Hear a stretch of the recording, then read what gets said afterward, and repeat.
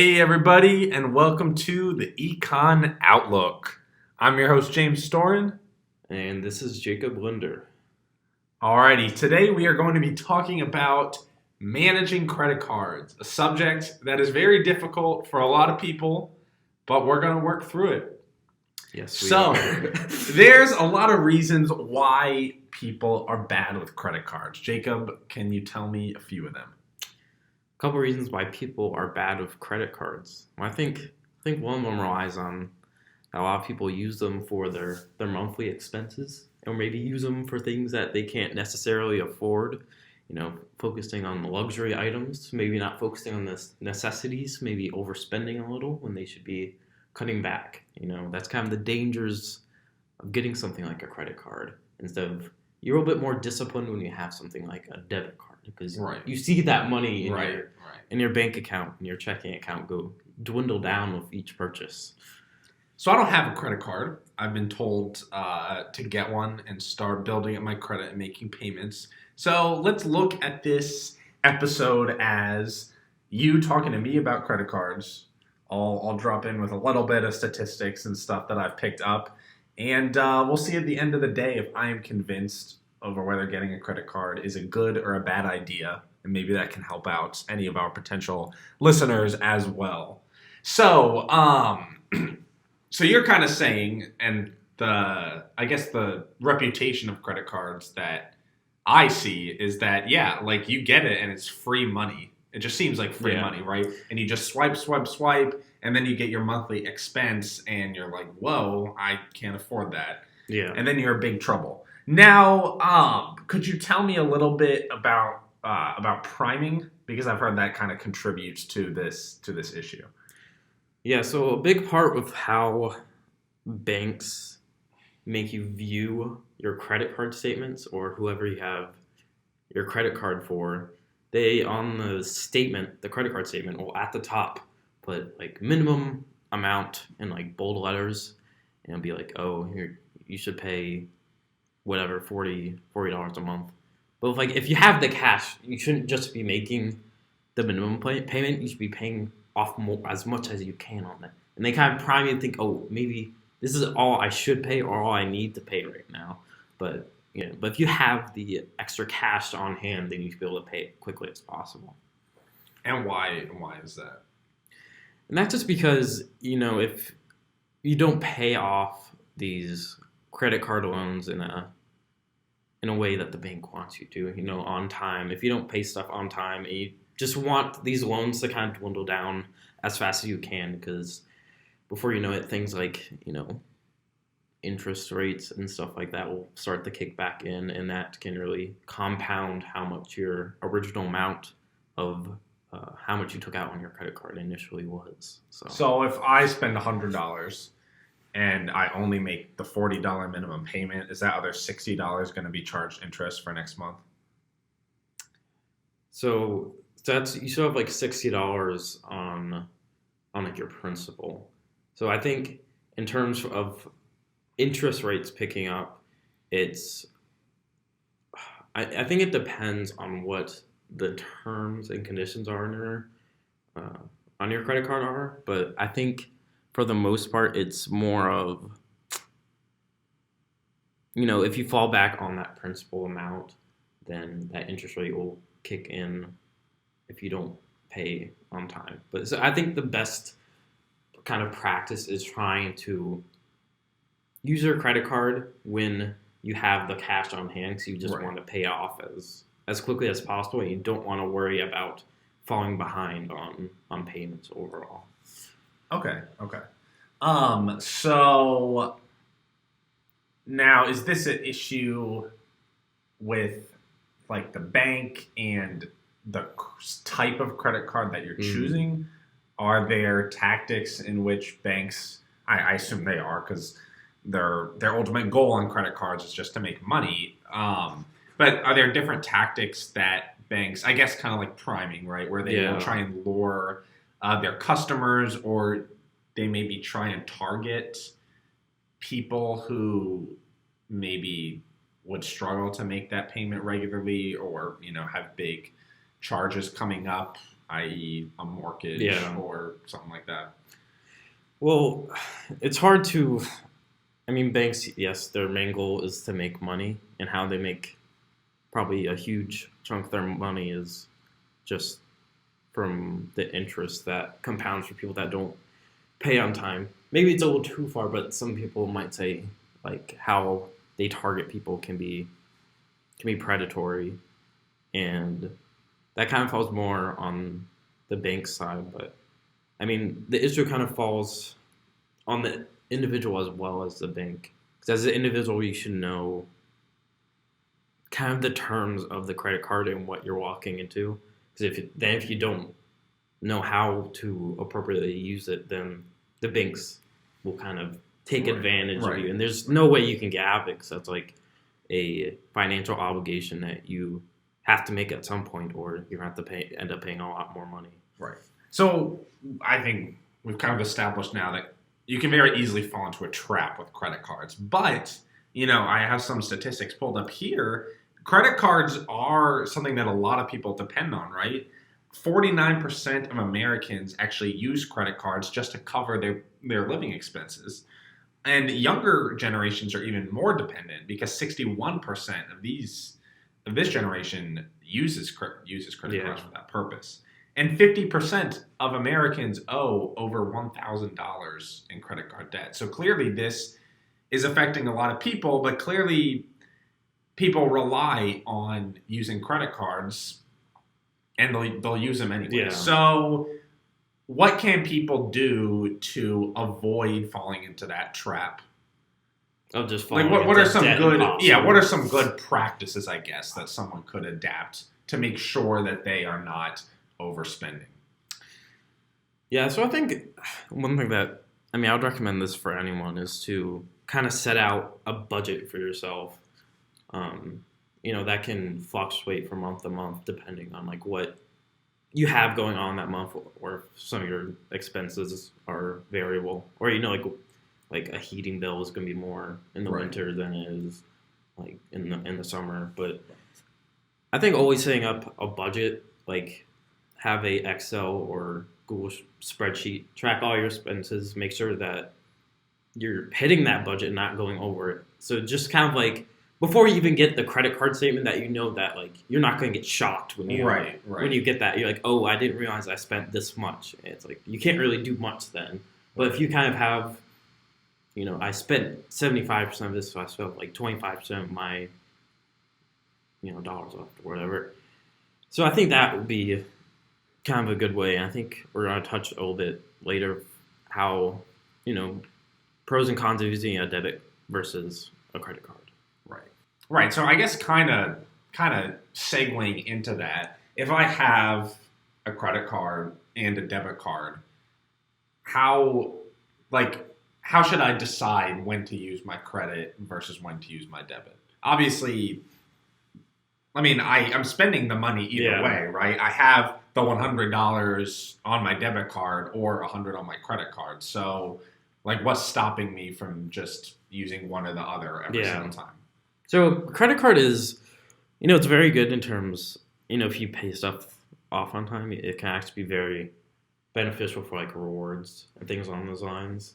And in terms of like using a debit card, usually, I don't even know if debit cards really have it. It's mostly just focus on credit cards. That's how banks market credit cards. Is they want to have the best rewards, and then people fall into like a trap or whatever. But with like credit cards, it does keep you a sense of like keeping you anonymous. Especially you don't want to be using a debit card when online shopping, because if there's a data breach or something, then all the that's good to know. Right. If the information to your debit card gets leaked, then all your money could go away. And trouble. Right. Yeah, so you don't really want to deal with that. But another thing with credit card is it can be a good way to build up like credit, and that's a lot of people in college I don't really think even do, is you focus on credit, because that's how you end up buying a house or things like that. You just want to have a good credit score in order to make big purchases in your life. Right. So for anyone who doesn't know, regardless of whether or not you have a credit card, you have a credit score. That's just attached to you. So starting out, you assume that you have a 300 credit score, which is bad. But over time, you build up that credit score, build up the reputation that you are able to pay stuff on time.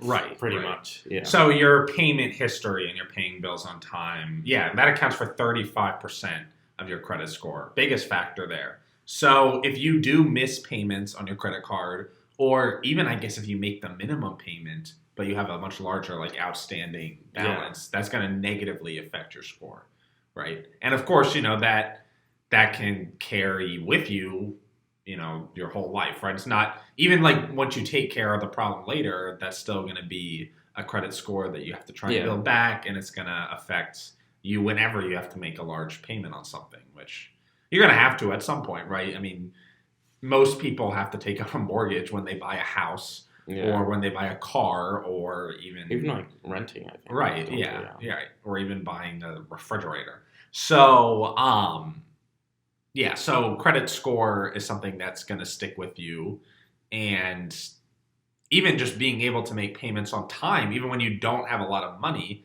especially when you're young and you're starting out, right? As long as you spend what you need to spend on the credit card and nothing more, then you're building up your credit score already, right? Yeah.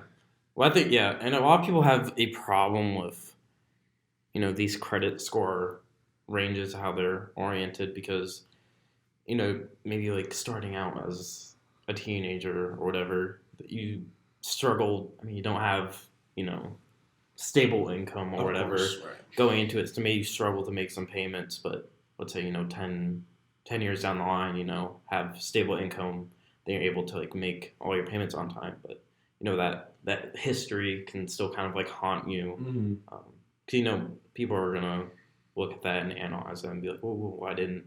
Is this a trustworthy person? How do we judge this person?" So it's kind of is are they gonna pay us? Yeah. It is a standard to use these ranges, but there's pros and cons to everything, so. I don't know how else you would actually really change it, though. Right. So in order to check your credit score, right, that's something you can do online, but that's different than checking with your credit card company, right? You have to check with the credit reporting company. It's different. One of the 3 major credit bureaus, I believe you can do them all online. I don't think you have to do anything special with it, but TransUnion, Equifax, I don't know how to say it, and then Experian. So if you ever are curious to know where your credit is, then that would be a good source to do it. I know there's other ways you could do it. I know there's some apps, I think Mint Mobile can give you a guesstimation of what your credit score might be at. Right. But that's not gonna be, of course, the most accurate assessment. Be the most straightforward. Right. And you make an account. These are very, very secure sites. Obviously, they have to be. And you are entitled to one free report a year, it looks like, right? One free report every 12 months, which is courtesy of the Federal Trade Commission. Yeah, FTC. Yeah. So I guess one more tip here. Let's talk about, or go back to talking about choosing a credit card, just some general tips, right? One, and this is, I guess, true when choosing a bank in general, but you really got to be aware of bank fees, right? So a lot of credit card companies, it says here, will, and what I've heard, right, you can confirm this with me, is they will offer cash back or rewards on, you get 1% cash back on, everything, 2% on gas and 3% on groceries or whatever. And of course, over time, that's money that you're getting back every time you spend. It's a little discount, basically. So that's great. But, every company has their pros and cons, right? So it may have a great, 2% cashback policy that they advertise that everyone loves, but they might have foreign transaction fees of Yeah. 0.8% every single time you swipe your card in another country. And if you're traveling a lot, if you've got family abroad or you work abroad, then that's obviously going to rack up a lot of money in the long run. ATM fees are another one, annual bank fees, right? So you really got to look at the big picture and, of course, really comb through everything when you visit these banks, right? And that's, I guess, just a general tip. You always hear the positive things that they market, but you really gotta look through everything. Another tip is a lot of banks will advertise short-term things, right? So 0% annual percentage rate, or a cash bonus, like when you sign up. Yeah, like an initial cash bonus. Right, Yeah. you get your first free, $100 or whatever, right?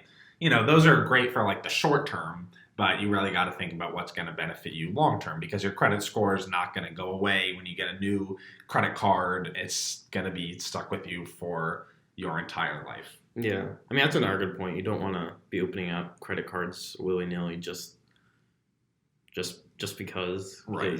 I mean, I think usually that would lead to excessive spending. Right. But I mean, in some cases, it's okay to have like an extra like credit card just for reward. I mean, if you're able to pay it, of course. Right. Just to get the extra rewards, or just as like a backup. Like if you go out somewhere and your card declines, and you still have a chance to use like another one that's on you or something along those lines.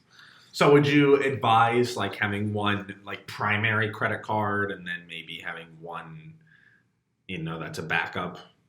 I mean, I actually don't do that really, but yeah, but I know other people, right, who have three or something, and they just spend. I mean, I think it all like kind of depends.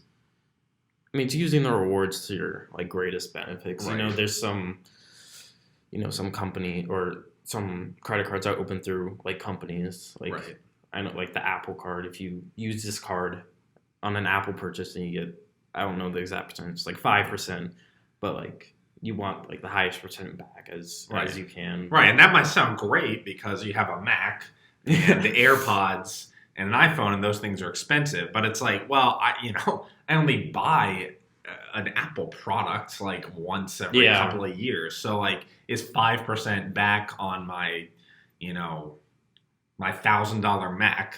That's what, like $50. Yeah. Like, but you only, that's once over 5 years, as opposed to 1% back. On every time you get gas. Like especially ones that like gas and groceries and just like kind of like every day type of expenses. Just going out for a cup of coffee or something. Like simple things like that. People don't realize that like adds up like very quickly. Oh, of course. Yeah. So, and now does your credit score get affected by the number of credit card accounts that you have? Because you kind of said earlier, like you don't want to have 20 accounts opened up. Yeah, I'm actually not entirely sure on that, but I mean, if you're able, pay everything on time and there's no like history of, falling back on payments, then I mean, but a lot of the times you don't want to be opening up an excessive amount of credit cards like just to have them. But I mean, yeah. Like, is there a benefit to doing that as opposed to just really building up your score and your points on like that one credit card that has most of the rewards that you need? I think it might just depend on kind of a situation. I mean, it kind of depends how much you have on like the entire amount on each credit card. I think would be the bigger part of it. So like your minimum payment amount. Yeah. Or, how much you would have to spend over the course of the year to qualify for the program. Right. And I suppose when the things we were just talking about, right? Like looking at annual fees and looking at rewards, like, you might have one credit card that like is a much cheaper monthly payment that you don't use that much, but that's the one that has like no ATM fee or no foreign travel fee. So anytime you do, that might not be the one that works for you at home because it doesn't offer the rewards on gas and groceries. But if you're traveling abroad, that's going to be the perfect one to use Yeah, because the for one sure. that gives you the other one that gives you the rewards charges a huge fee.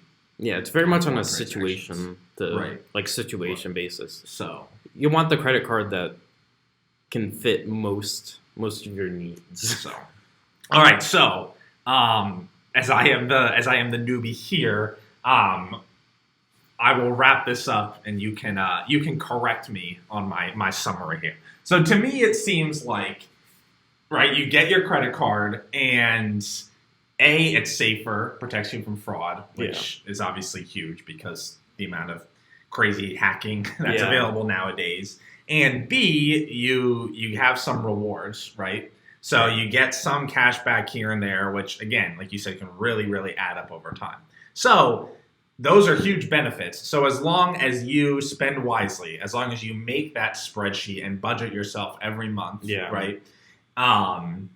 And you're able to make your monthly payments on time, right? So forget the minimum payments, forget missing a payment. You got to make them all, right? Yes. Got to make your entire payment every month. So as long as you can do that and keep track of your financials, then a credit card is a good way to go. Yeah. You just don't want things to get out of hand, and you don't want anything to surprise you when you get handed a credit card statement. I think I said that a little bit earlier too, Right. but I mean I think the biggest lesson is just learning how to budget correctly, make sure you're not overspending, kind of tiny things that people Right. often overlook with their finances. And that's something that you should be doing regardless. Right? Yeah. So don't be like, oh, well, I overspend and don't keep track of anything, so I just won't get a credit card. Yeah. Well, that's still a problem in the first place. So, all right. Well, I think I am certainly motivated to get a credit card here. Start building up my score so I can buy that dream house in in Tokyo one day. So, or wherever I go. I don't know. Not Williamsburg, Virginia. That's for sure. Maybe So. Plano, Texas. Oh, of course. Yeah, Plano, Texas. Those Dallas suburbs. That's exactly where I want to be. All right, everybody. That is going to be enough for today. We have got places to be, and I'm sure you guys do too. Thanks for listening, and we will see you next time on Econ Outlook. See you, All right. everybody. Goodbye.